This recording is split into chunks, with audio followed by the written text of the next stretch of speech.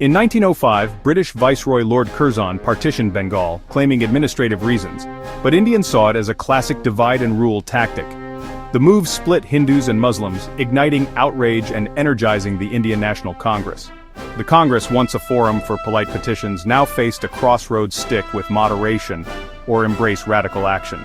Moderates like Gokhale and Mehta believed in gradual reform, working within the British system, and hoped for self-government someday. Their tools were petitions and peaceful protest, not outright confrontation.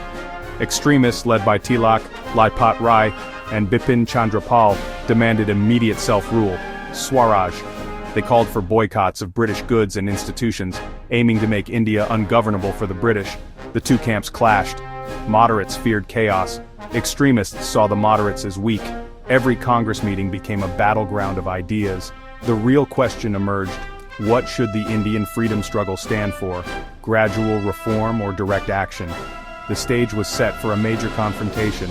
The seeds of conflict had been sown, and the Congress was about to change forever.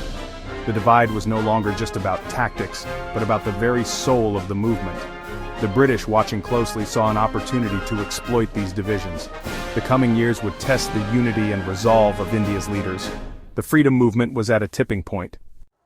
At the 1906 Congress session in Calcutta, tension was at its peak. Extremists wanted Tilak as president, but moderates countered by inviting the respected Dadabhai Naoroji. Naoroji, the grand old man of India, was a unifying figure both sides respected. In his address, he boldly declared the Congress's goal, Swaraj, self-government.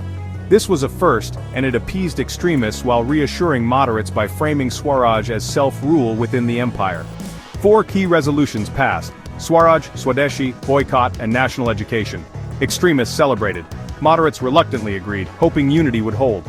For a moment, Naoroji's compromise worked, but beneath the surface, the truce was fragile. The two sides still disagreed on what Swaraj truly meant. The Congress was united in words, but divided in spirit. The fragile unity of Calcutta quickly unraveled.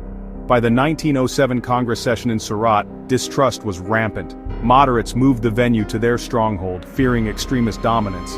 Extremists suspected betrayal and arrived ready for confrontation. The session erupted. Moderates nominated Dr. Rash Behari Ghose, extremists protested, demanding a voice for Lala Lajpat Rai. Shouting matches broke out. Tilak was denied the stage. Chaos escalated. Chairs flew, a shoe was thrown, and police intervened. The Congress, once a symbol of unity, split in public and in spirit. The dream of a united front against British rule was shattered. The split weakened the movement at a critical moment. The British watched, ready to exploit the division. The nationalist movement lost momentum. The consequences would be immediate and severe.